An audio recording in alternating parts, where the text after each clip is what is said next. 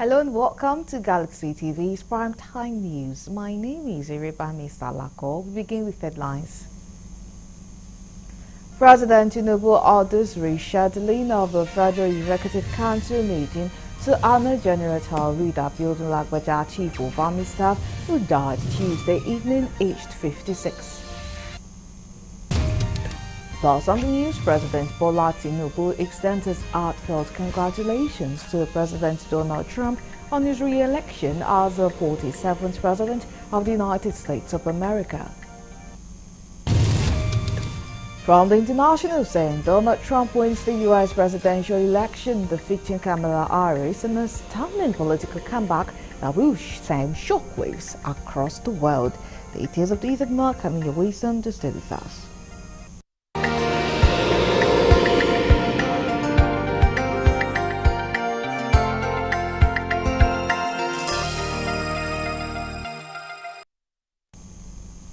Many thanks for joining us at this time. Now, details of the news. President Bola Tinubu extends his heartfelt congratulations to President Donald Trump on his re-election as the 47th President of the United States of America. President Tinubu looks forward to strengthening the ties between Nigeria and the United States amid the complex challenges and opportunities of the contemporary world.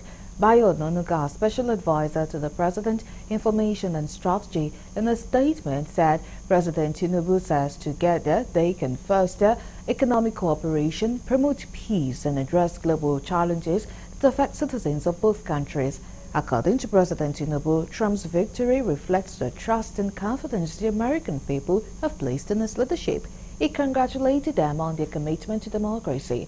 President Tinubu believes that given President Trump's experience as the 45th President of the United States from 2017 to 21, his return to the White House as the 47th President will usher in an era of earnest, beneficial and reciprocal economic and development partnership between Africa and the United States.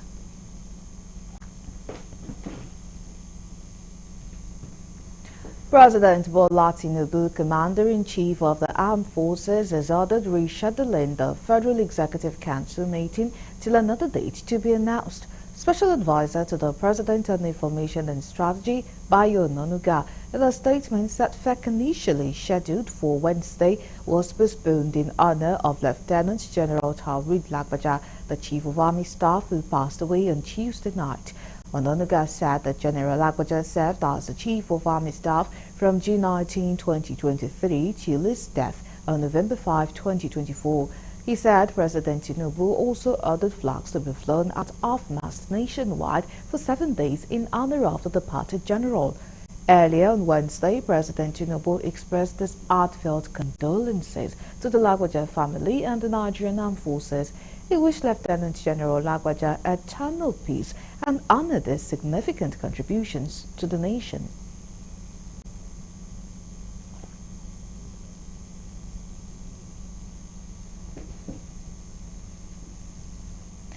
The Senate Committee on Defense says no investment in security and the armed forces of Nigeria will be too much for the country to bear.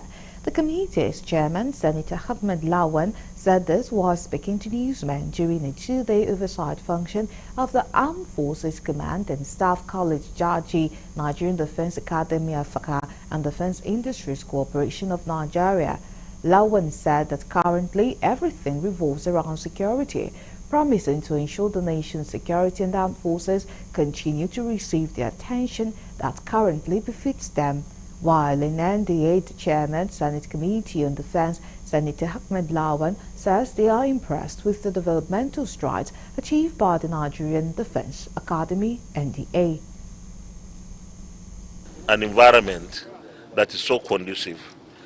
Our resources may not give us that opportunity, but there has to be significant improvement in the funding of this institution, NDA, the Nigerian Defense Academy, and National Defense College. And I mention this with all sense of responsibility because this is where even other people come from different parts of the world to come and receive training.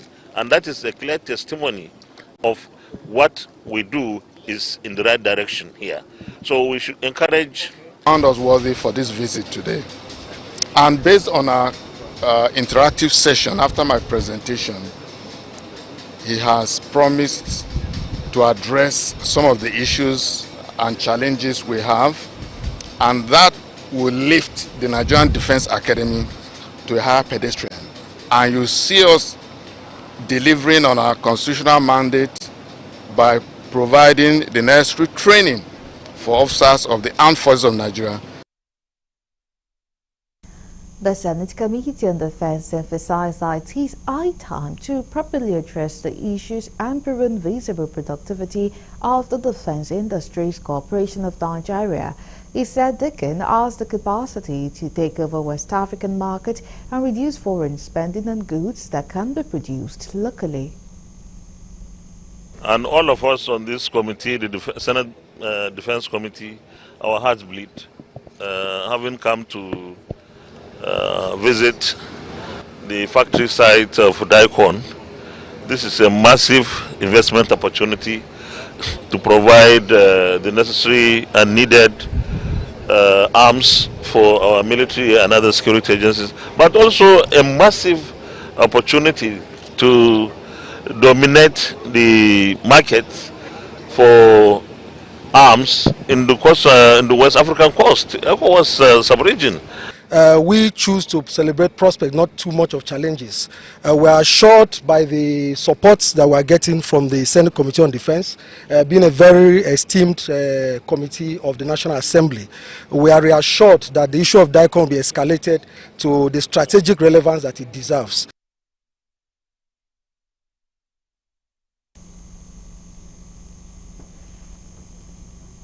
The House of Representatives Committee on Public Assets and Special Duties has directed the Ministry of Health and Social Welfare to submit all relevant documents on public-private partnership (PPP) programs and concession agreements since 2007.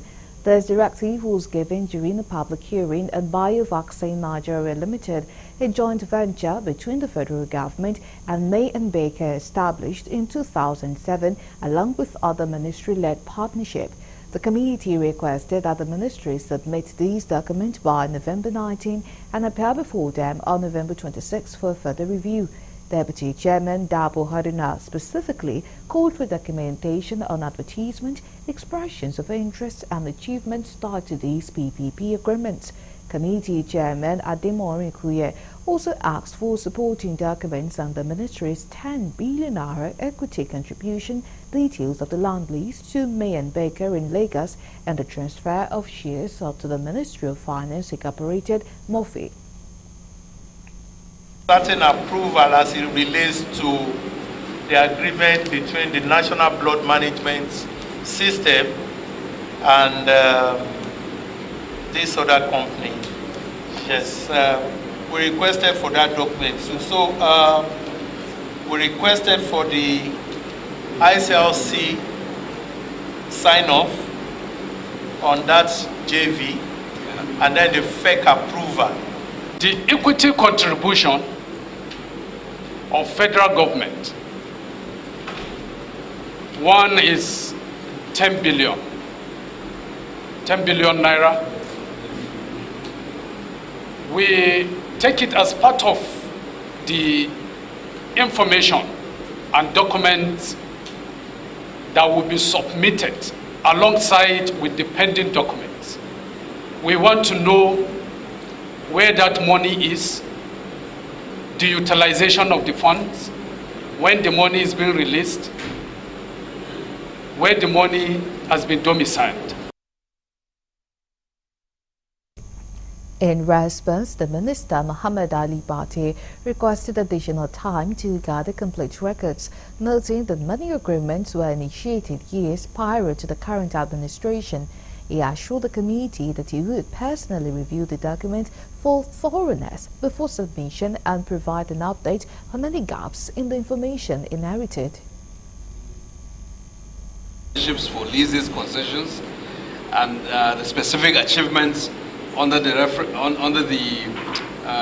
various concession agreements, the achievement so far, the request that has been made for us now in terms of sworn affidavit about the true nature of the documents we are submitting, and particularly the comprehensive information that is requested for all PPPs, as well as the locations and the specifications, and the utilization of all assets, all agreements to each asset, as well as the income.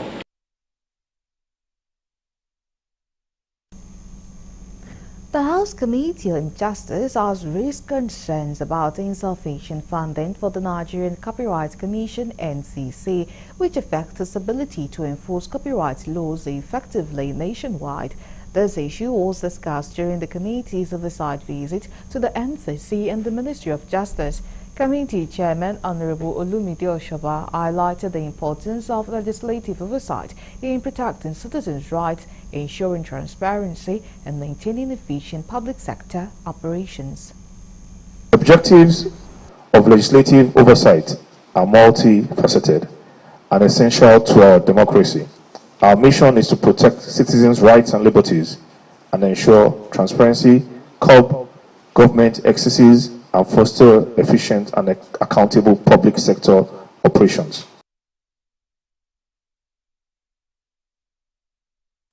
The Director General of the Nigerian Copyright Commission (NCC), John Asen, explained that while the copyright levy has surpassed the 6 billion naira mark, the funds are not held directly by the Commission, limiting its access and control. Honorable Chairman, I will also say here that we are looking at how to enlarge the list of materials that will be levied, because we know that some of the fiscal materials are going out of fashion because of technology. So we must also be a step ahead and find ways of increasing the net to capture other areas, other materials that have not been captured under the present order. Solicitor General and Permanent Secretary of the Ministry of Justice, Beatrice Jediagba, also highlighted recent accomplishments since May 2023, as well as ongoing challenges such as inadequate budget allocations for capital needs, payment to external solicitors, staff shortages, and low wages for staff counsel and support staff. In the area of prosecutions, we have been able to successfully concluded prosecution and secured conviction of 140 terrorists at the Wawa cantonment in Kainji, Niger State. We have concluded 540 terrorism financing and banditry cases. We have arraigned and are currently prosecuting 858 criminal cases, and also currently profiling over 1,522 terrorism and terrorism financing cases investigated by the Department of State Services. Following the visit, Honorable Olumide Oshoba stated the committee will review NCC funding, particularly regarding the copyright levy managed in collaboration with the Nigeria Customs Service. There were two key points here.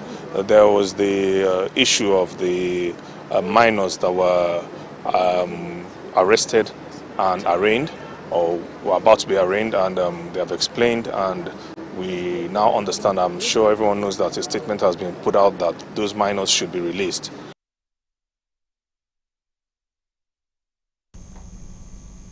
You're still on to the news on Galaxy TV. Coming up next.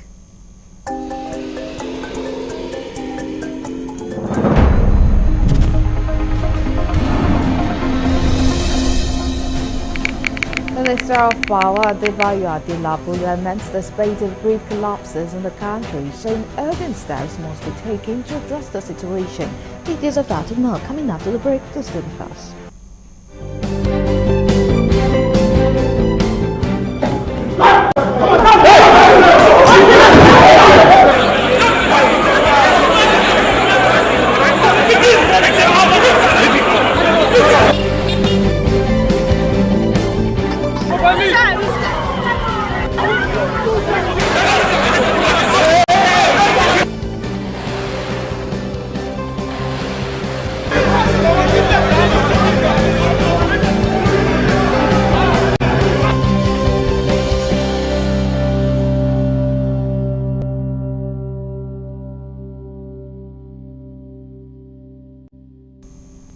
Many thanks for staying with us. Now for more updates and latest news, please visit our website www.galaxytvonline.com.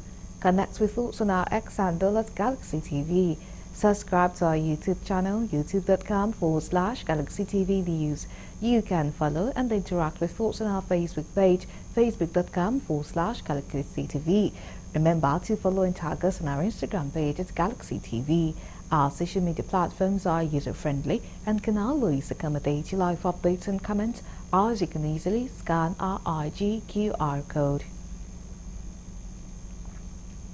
Donald Trump's victory over his political opponent Kamala Harris in America's election ushers in a perilous new era for the United States and the rest of the world.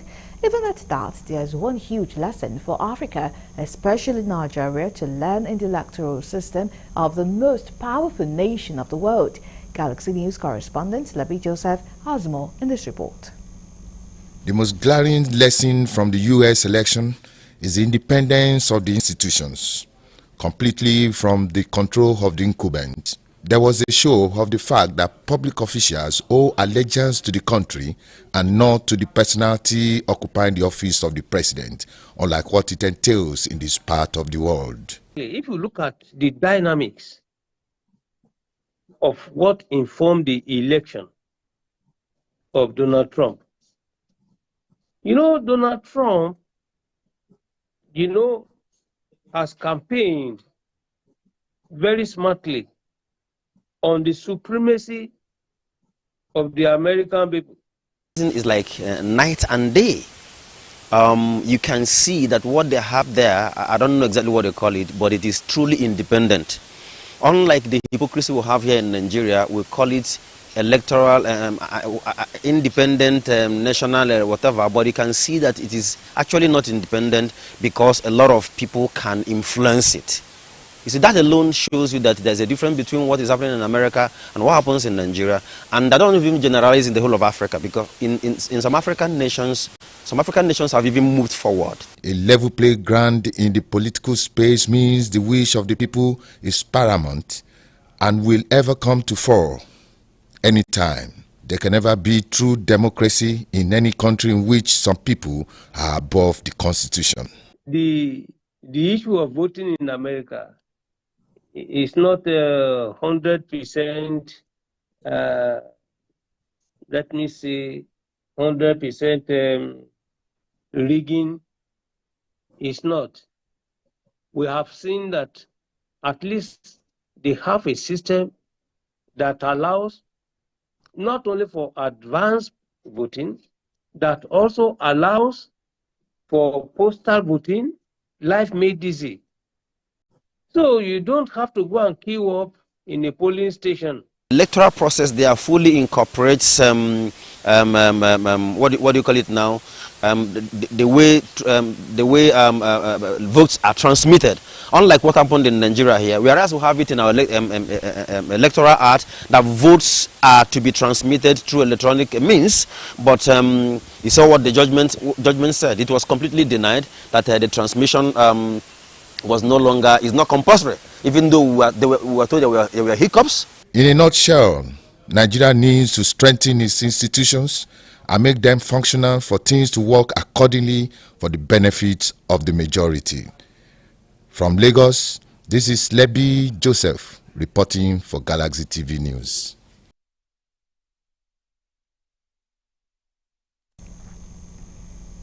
And to the story teased earlier, the Minister of Power, Adebayo Adelabu, has lamented the spate of grid collapse in the country, saying urgent steps must be taken to address the situation. Speaking during the presentation of a report on resolution of incessant grid collapses in Nigeria at the Federal Ministry of Works in Abuja, Adelabu said the ugly trend has grave implications on the socio-economic lives of Nigerians. Correspondent Koleojo completes the story. The committee, with members from the Federal Ministry of Works and other agencies under it, was set up following the incessant grid disturbances, which has grave implications not only on the country's economy, but as well on the socio-economic lives of Nigerians. Speaking shortly before the presentation of the committee's report, the Minister of Power, Adebayo Adelabu, decried the incessant grid collapse in Nigeria, saying the trend must not be allowed to continue, as all ends must be on the deck to arrest the situation. This job they've done is in the interest of the nation. It is in the interest of the power sector. And it is in the interest of every one of us here. Because our name will go down the ministry as a team that's able to bring a final permanent end to this incessant grid collapse, which is quite unfortunate and is worrisome to me personally as the Honorable Minister of Power overseeing this sector. I know that we may have had committees in the past to look at this, and they have submitted reports either within TCN or industry-wide committee. I want to let you know that this committee's job and what we are going to do subsequent to the presentation of these reports is not going to be business as usual. Adelabu, who commended the committee for a job well done, said it remained a fact that majority of the power infrastructure in the country are aging. Efforts should be made towards adequate maintenance for survival of the economy and well-being of Nigerians. He promised the timely implementation of the report in order to address the situation headlong and ensure uninterrupted power supply across Nigeria. Speaking on the report, the chairman of the committee blamed the incessant grid collapse on aging infrastructure, power theft, and stealing of power infrastructure, as well as recent spate of insecurity in the country. She called for appropriate measures to address these lapses for stable power supply in the country. It is a report that all of us must put our hands together. It is a report that all of us must put our hands together and give support to whatever implementation timeline that we have agreed at the end of this meeting. And I can tell you that Mr. President is very much interested in the outcome of this particular exercise. It's not just another committee.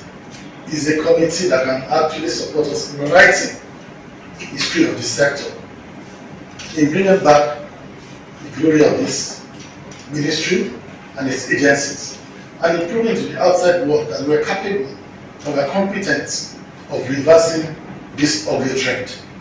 But I can mention that the negative implication is far-reaching on the economy of our country. And obsolete equipment. After carrying out reliability checks on the equipment at the critical nodes, we begin to identify, okay, this is not reliable. What spares are available in the store now? We begin to replace them and enhance SCADA and telecommunication tools, which is ongoing. Develop framework to attract private investment across the value chain.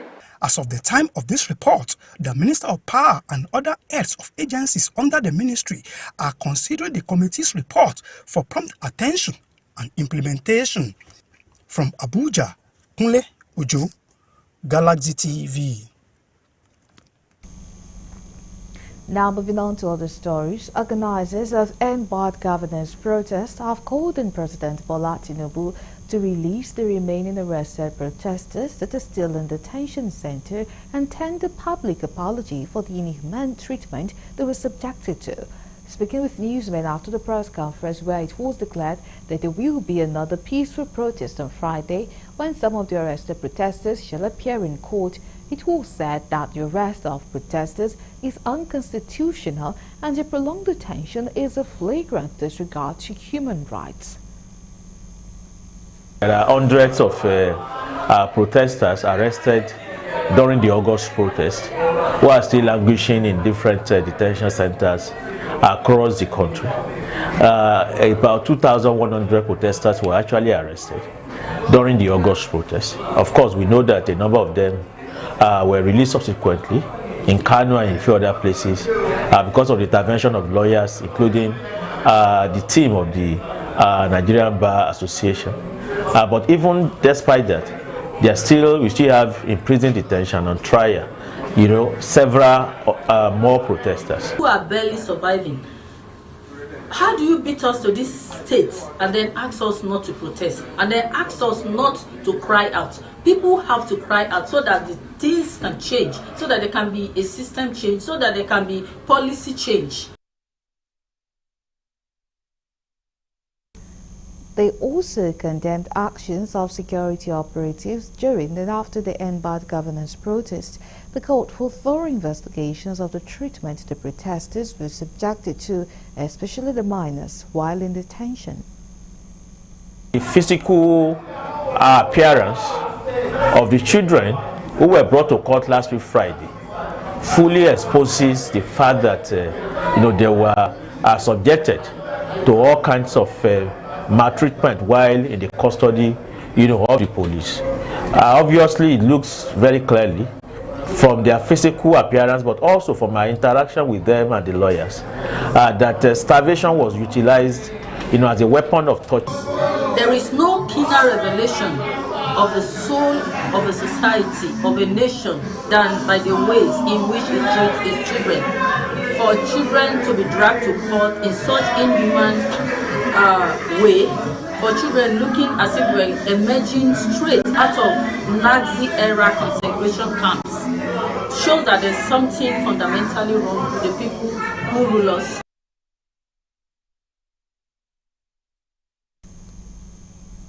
The National Association of Academic Technologists, NAT, has maintained a stance against the federal government's non-payment of their salaries, which have been withheld for 4.5 months. Today marks the 7th day of the 14-day ultimatum issued by the federal government on the 31st of October by NAT members across the country. Comrade Paul Yaya, NAT chairman at the University of Ibadan, during a press conference, lamented that non-payment of salaries have made life unbearable for members. The refusal by the Honorable Minister of Finance and Coordinating Minister of the Economy to effect this approval raises more questions than answers on the true commitment and sincerity on the part of the federal government in resolving the issues and in alleviating the sufferings of Nigerians, particularly.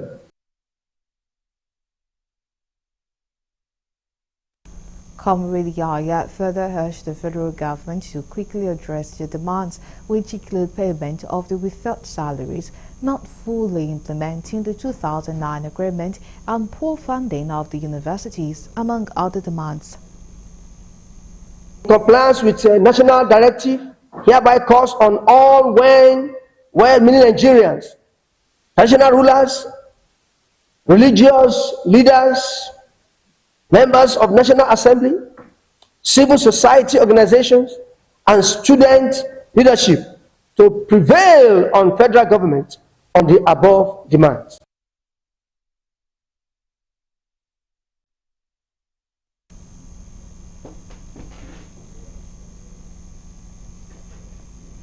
The National Association of University Students NAUS has called on the new Ministry of Health to investigate the circumstances that led to the appointment of Dr. Ngozi Chukwu Onaugo as the new Chief Medical Director, Neuropsychiatric Hospital, Enugu.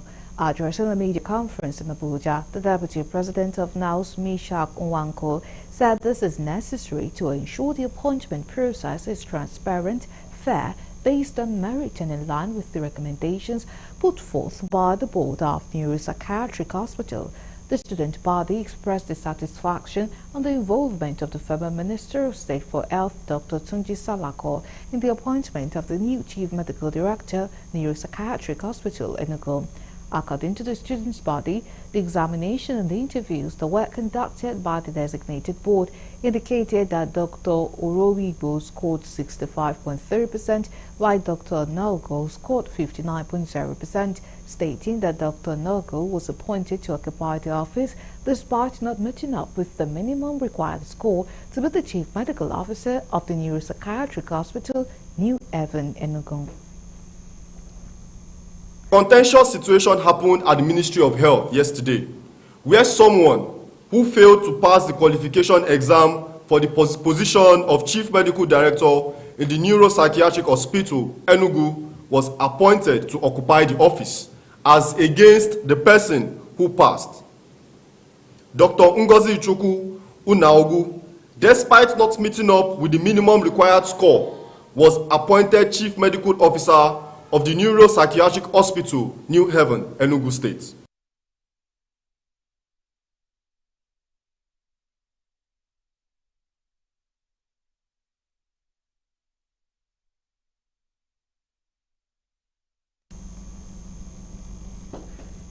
Not to other stories, the Federal Road Safety Corps in Ogun State has announced that motorists violating traffic rules such as overspeeding, driving under the influence of alcohol, or using phones while driving will face immediate arrest and prosecution.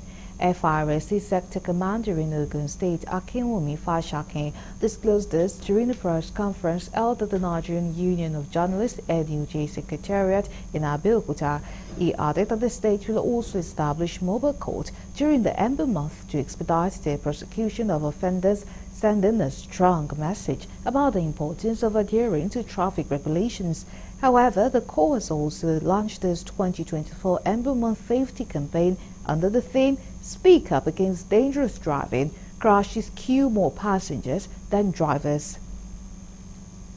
The motorists in the state are driving under the influence of alcohol, excessive speed, non-use of seat belts, phoning while driving will be met with arrest and instant prosecution. During the period, we are going to organize mobile courts.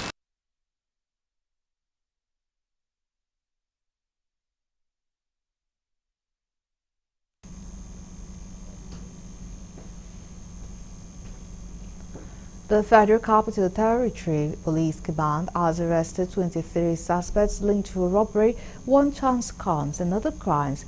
Commissioner of Police CP Olatunji Rilwan announced on Wednesday. Reaffirming the command's commitment to safeguarding residents, CP Rilwan highlighted recent successes in their intensified crackdown on crime within Abuja. Correspondent Kunle reports that the Commissioner of Police FCT Command attributed the success achieved so far to timely security information and the support of the people. He implored the criminal elements in the FCT to relocate or face the full wrath of the law. During the interrogation, the suspect admitted to posing as security personnel to defraud unsuspecting citizens across various FCT roads over the past 2 years. A total of 23 suspects were arrested, with 23 exhibits including 13 vehicles recovered. The Commissioner used the opportunity to reassure members of the public of the command's commitment to defeat crime in all its forms in the FCT. FCT Police Command, in continuation of its agenda to rid the FCT of all forms of crimes and criminality, has recently intensified its efforts to ensure the safety and security of residents, lives and properties. This has led to the following successes, which I will outline. Arrest of notorious armed robbery, car theft suspects, and recovery of stolen vehicles. In a proactive move to curtail the activities of armed robbers and car snatchers within the Federal Capital Territory,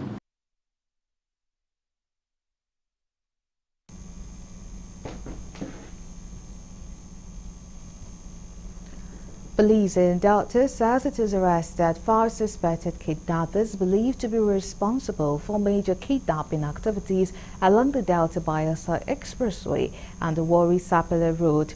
The police, in a statement by spokesperson Adafi Bright, said the suspects were arrested when the special assignment team stormed a hideout along the Bayelsa Expressway. The suspects were said to have engaged the police in a shootout, which left 2 of them dead and 5 others arrested.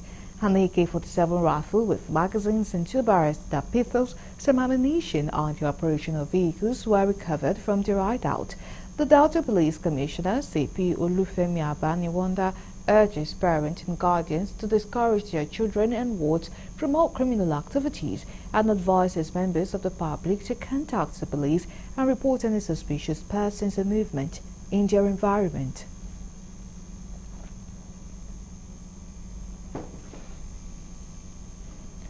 Gunmen have abducted the parish priest of St. Teresa Catholic Church in Obolo community in Isiala-Mbano local government area of Imo State, Reverend Father Emmanuel Azubuike.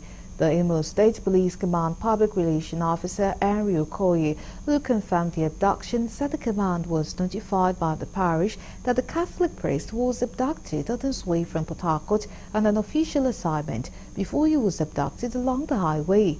According to the command spokesperson, the Commissioner of Police in Imo State, Danjuma Aboki, has set up a high-powered tactical team to go after the abductors in a bid to rescue the Catholic priest unconditionally.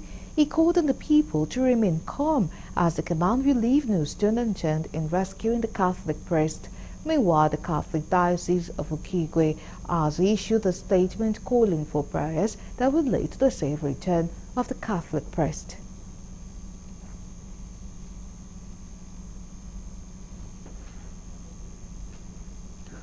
"21 persons have lost their lives in a multiple accident at Njaba Bridge in Imo State.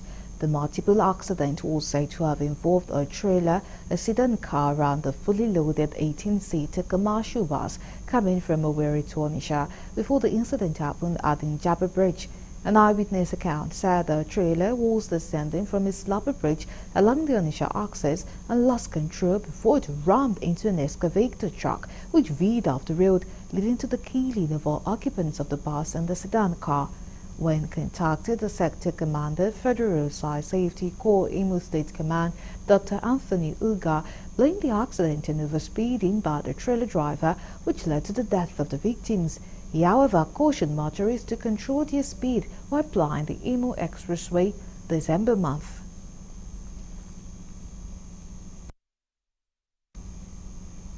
Now, we move to the international desk for the news.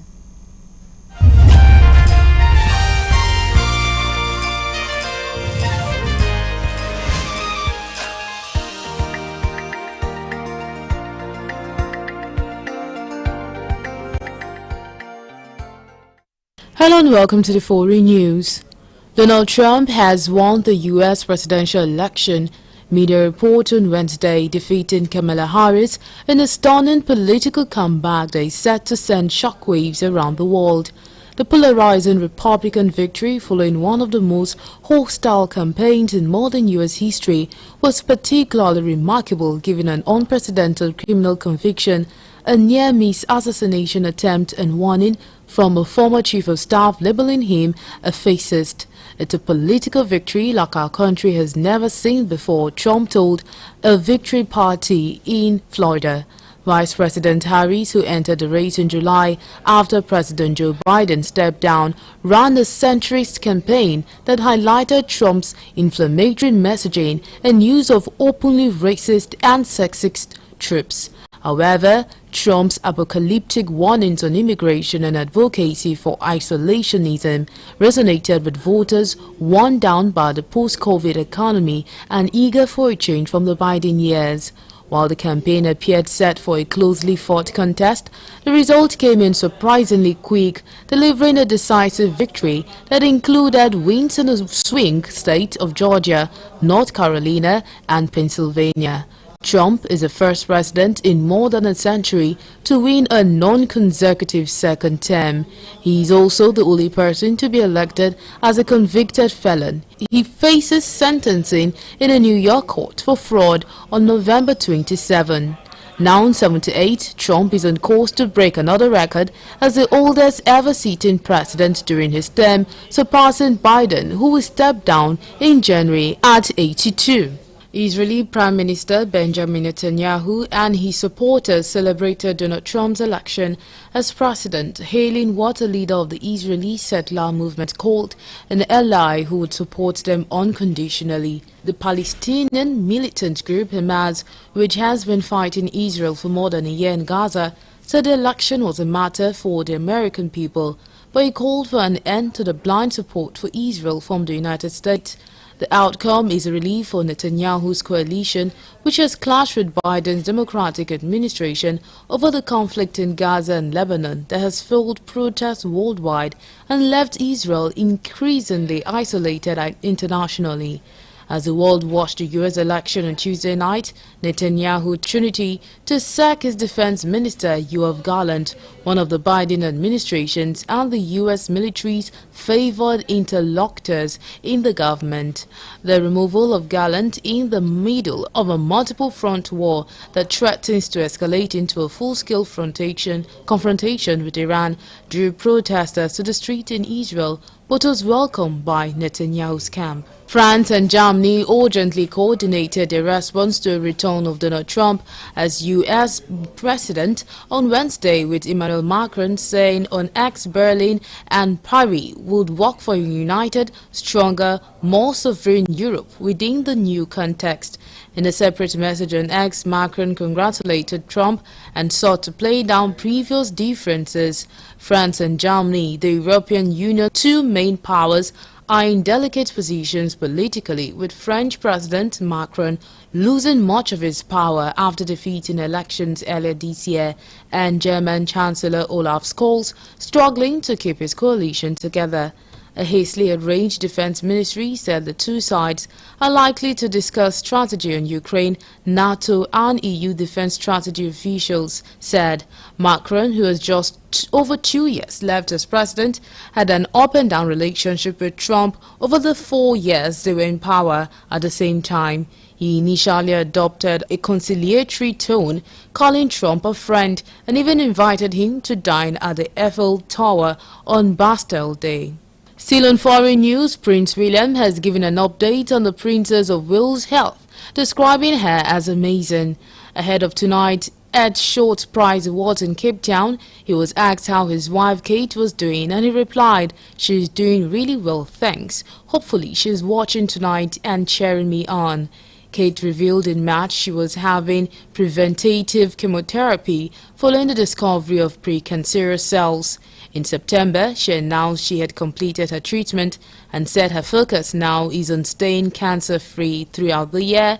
Prince William hasn't discussed his wife's diagnosis, despite still continuing with his own public duties. William answered questions after taking part in rehearsals for tonight at Short Awards, the environmental prize he launched in 2021 to try to inject some optimism into the climate crisis debate. Since he's been in Cape Town, he's been spotted wearing a bracelet with the word Papa on it, given to him by his daughter, Princess Charlotte. He also shared how he's trying to make sure his 3 children feel involved in his environmental work, including doing things around the house. South Africa has closed one of its busiest border crossings with Mozambique following violent post-electoral protests in a neighboring country. The protests have led to deadly clashes in several cities following last month's disputed presidential election won by Mozambique ruling Frelimo party. The authorities say there are reports of vehicles being touched on the Mozambican side of the Lembombo port of entry. Lembombo, one of the 4 busiest land ports in South Africa, is about 110 kilometers from Mozambique capital, Maputo, and about 440 kilometers from South Africa's capital of Pretoria. Travelers have been advised to use alternative crossing points between the two countries. Violence has spread to Risano Garcia, a small area in Maputo province near Lembombo, said Michael Masiapato, South Africa's Border Management Authority Commissioner. Masiapato said the South Africa side was not affected, but safety measures needed to be taken. Reports say protesters on the Mozambican side of the border have burnt down an immigration office in that country. 7 Mozambican officials have requested refuge on the South African side for safety and protection, the authorities said. Finally, on foreign news, Myanmar military leader Aung Hlaing is on his first visit to China since he's ousted the elected government led by Aung San Suu Kyi in February 2021. The significant losses his regime has suffered in the civil war at the hands of poorly armed insurgents has raised questions over how long it will remain at the helm. So the invitation to visit China, an important ally, neighbor and Myanmar's largest trading partner, is significant, although it is not a state visit. It is a long way from a Chinese endorsement of his disastrous handling of the post-coup chaos in Myanmar, but he does suggest that Beijing sees him as an essential part of a solution to the conflict there. Leading a large delegation of officials and business figures, Og Hiang arrived on Tuesday in Kumeng, a city in the province of Yunnan, which shares a long border with Myanmar. He is attending a minor summit of countries in the greater Mekong sub-region. The embattled leader has caught an isolated figure since the coup and as shown by the regional gatherings which are usually attended by Burmese leaders. The few overseas trips he has made since 2021 have mainly been to Russia, now a staunch ally. During his visit, he is expected to meet Chinese Premier Li Qiang, who is presiding over the summit. And that's all we have on the foreign news.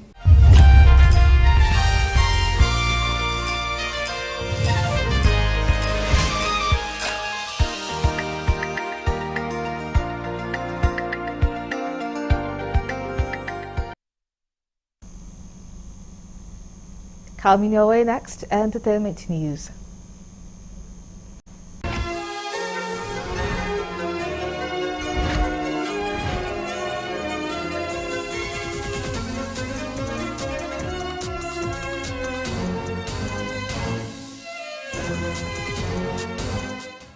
Welcome to Entertainment News.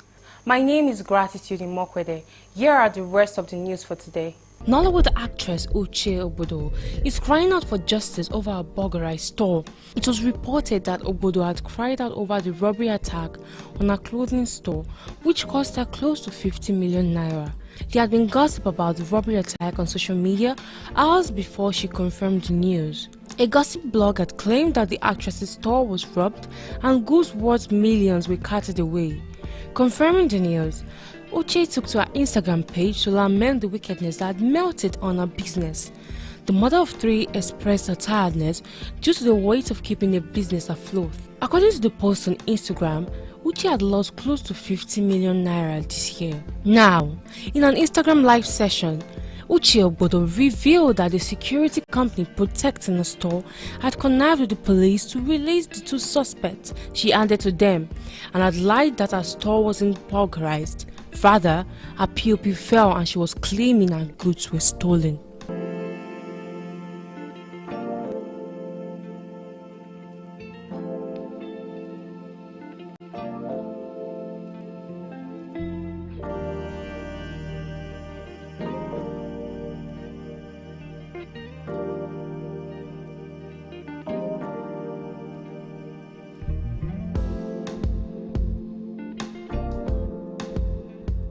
Congratulatory messages are pouring in for Nollywood actor, movie producer Hafiz Owo as he bags an award and certification in Canada.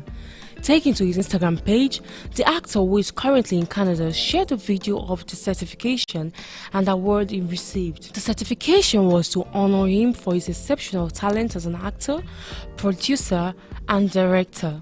The award organizers noted his commitment to enhancing the community and the Nigerian entertainment industry through his creative work. Taken to her husband's comment section, Mide Martins congratulated him on his win. It was reported last week that while at the airport to board Canada, his wife Mide Martins broke down in tears to celebrate his success. The video captured the emotional but sweet moment Mide saw her husband off to the airport. While shedding tears, Mide wished her husband progress and pleasant stay.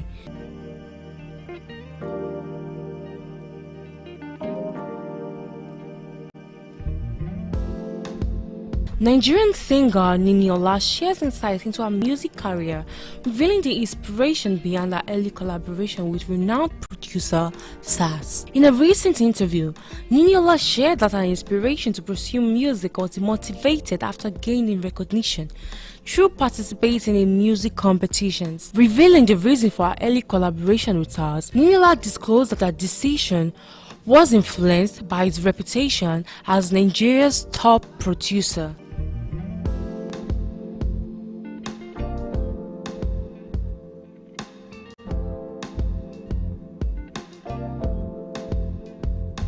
Congratulations have been pouring in for Nollywood actor and rapper Charles Okocha, better known by his phenomenal slangs and his beautiful bride-to-be. Charles Okocha has released stunning pre-wedding photos of himself and his wife-to-be ahead of their wedding. The photos, which are the talk of the internet, captured Charles Okocha and his beautiful bride dressed in beautiful white outfits and traditional outfits. The proud husband shared the delightful photos on his Instagram page with the hashtag #MeCharles2024. The couple will be getting married before the year runs out.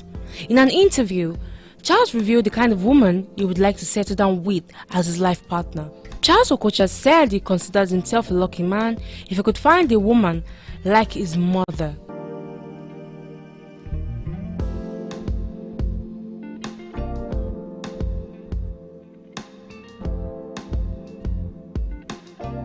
In a heartwarming gesture, popular TikToker King White surprises Mohbad's mother with a brand new car, leaving her stunned. The car gift follows Mohbad's mother's reconciliation with her husband amid court trials surrounding the circumstances of Mohbad's tragic passing in September 2023. A video has surfaced online offering a glimpse into the car gift presentation and Mohbad's mother's priceless reaction. Furthermore, King's White generosity knew no bounds as he informed Mohbad's mother that her personal driver would be assigned to her, sparking widespread acclaims from netizens.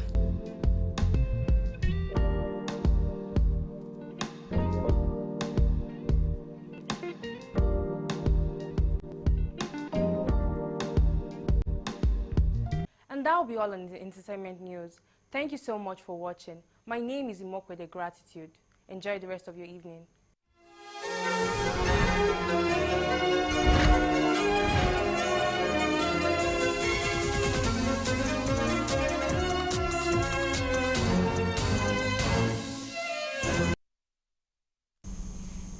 And that is all.